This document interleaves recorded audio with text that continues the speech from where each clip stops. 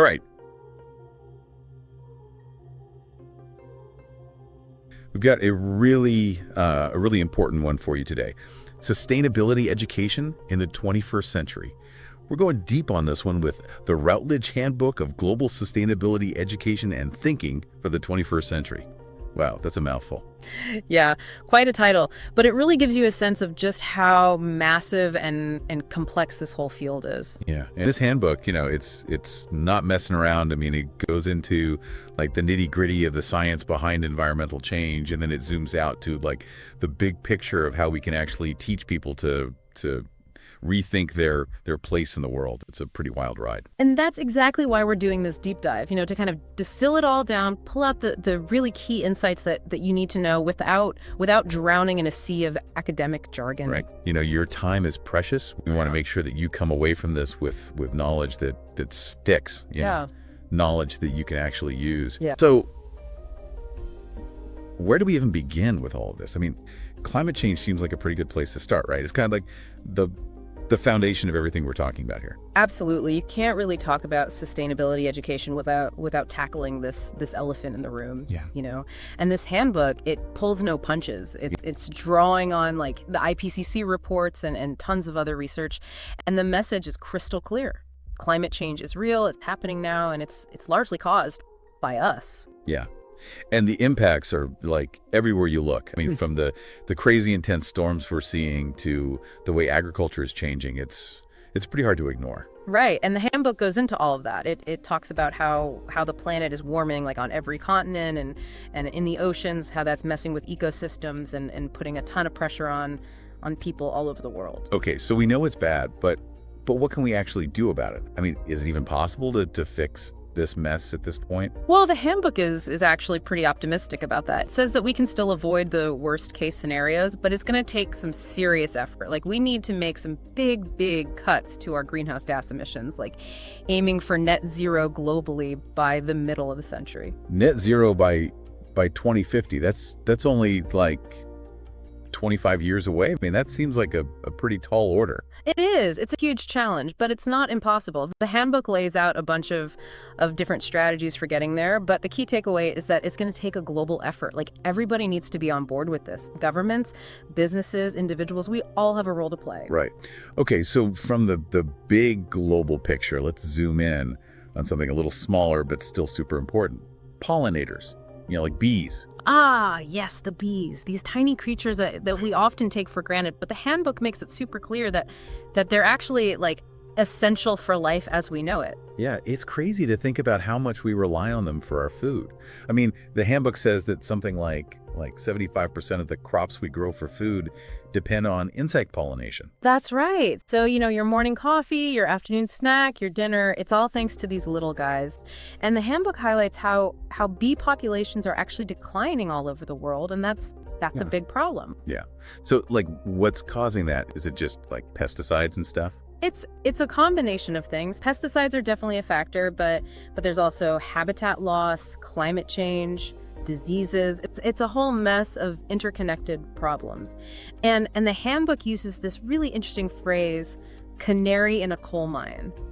It's saying that bees are like an early warning signal for the health of the planet. Oh, I get it. Like, if the bees are struggling, it means something's seriously wrong with the environment as a whole. Exactly. And it's not just about food either. Bees are also crucial for maintaining healthy ecosystems, which provide us with clean water, medicines, and all sorts of other benefits. Okay, so we've covered climate change, we've covered bees. Now let's get our hands dirty and talk about waste. Ooh, waste.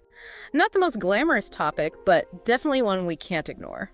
And the handbook really dives deep into this. Yeah, I mean, it's kind of gross to think about, but it's a huge issue. Like, where does all our trash even go? Well, that's the thing. The handbook points out that waste is actually a direct result of our production and consumption patterns. It's like this tangible consequence of our lifestyle. And it's creating all sorts of problems, environmental, social, economic. It's a global crisis. Yeah, and we're talking way beyond overflowing landfills, right? Right, we're talking pollution, contamination, health risks. It's a big deal. But the handbook also talks about how we can actually turn this problem into an opportunity, like by focusing on waste recovery and reuse. Okay, so like recycling. Recycling is a big part of it, but it's also about moving towards a more circular economy. where we keep resources in use for as long as possible and we minimize waste generation in the first place. And the handbook actually points out that there's a huge economic opportunity here. Oh, really? I mean, who would have thought that trash could be profitable? Well, the global waste management market is actually projected to grow massively in the coming years, but the handbook also highlights that there's a big disparity in how waste is managed around the world. Like, developing countries often lack the resources and infrastructure to deal with their waste properly, and that can lead to some really serious problems. Yeah, that makes sense. And I was really surprised to see the handbook talking of the role of religion in all of this. Like, what does religion have to do with waste reduction? Well, it's more about values, really. The handbook is pointing out that our beliefs and values shape our attitudes towards the environment and our consumption habits. And many religious teachings actually emphasize things like stewardship, frugality, respect for creation. So there's a lot of overlap with sustainability principles there. Huh. That's really interesting. Okay, let's move on to another huge topic, agriculture and food production. Yeah, this one is a real head scratcher. I mean, we got to feed the world, but we also got to protect the planet. It's a tough balancing act. Right. And the handbook really lays out all the complexities. Like, on the one hand, we need to make sure that everybody has enough to eat, that food is affordable, and that we're not compromising national security. Exactly. Food security is a huge deal. But at the same time, we're also seeing changing consumer preferences. People are becoming more aware of the environmental and social impacts of food production. And then, of course, there's the whole climate change thing looming over everything. Yeah. How does climate change even factor into all of this? Well, the handbook points out that climate change is going to make it harder to grow food in many parts of the world.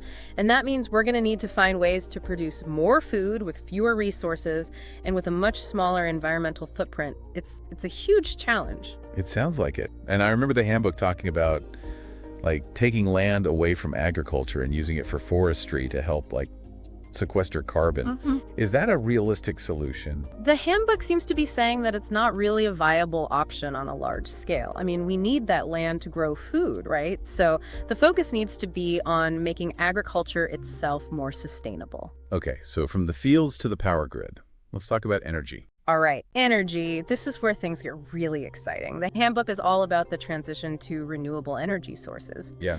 Moving away from fossil fuels and embracing the power of the sun, the wind, the water. Right. And there are so many different types of renewable energy out there, like solar power, for example. Yeah. The handbook goes into all the different technologies, there's photovoltaics, which is what most people think of when they hear solar power, those panels you see on rooftops. And then there's concentrated solar power, which uses mirrors to focus sunlight and generate heat. And then there's wind power. Those giant wind turbines are pretty hard to miss. Yeah. And the handbook talks about how wind power is becoming a major player in the energy landscape. But it also acknowledges some of the challenges like land use and potential impacts on wildlife. Right. And then there's hydropower. That's been around for a while, but it has its own set of issues, right? Yeah, big dams can have some pretty serious environmental impacts. But the handbook also talks about smaller scale hydropower systems, which can be more sustainable. And what about the ocean? There's got to be a way to harness all that energy, right? Oh, yeah. The handbook talks about things like wave energy converters and tidal energy systems. It's a whole new frontier of renewable energy. And then we have geothermal energy, tapping into the heat of the earth itself. Right.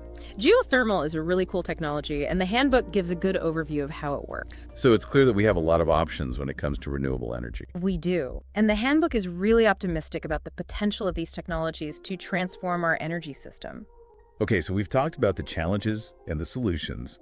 Now let's talk about how we actually educate people about all of this. Yeah, education is key. If we want to create a sustainable future, we need to equip people with the knowledge, skills, and values to make it happen. And the handbook has a whole section on pedagogy and strategies for sustainability education. So, how do we teach people about all this stuff in a way that actually sticks? Well, the handbook talks about the importance of transformative learning. Not just teaching facts and figures, but actually helping people to shift their worldviews and see the world through a sustainability lens. Right. And it also talks about the importance of critical thinking. Absolutely. We need to teach people how to think critically about complex issues, how to analyze information, how to solve problems. And it mentions this framework, education in, about, and for the environment. What's that all about? It's a way of thinking about the different aspects of environmental education.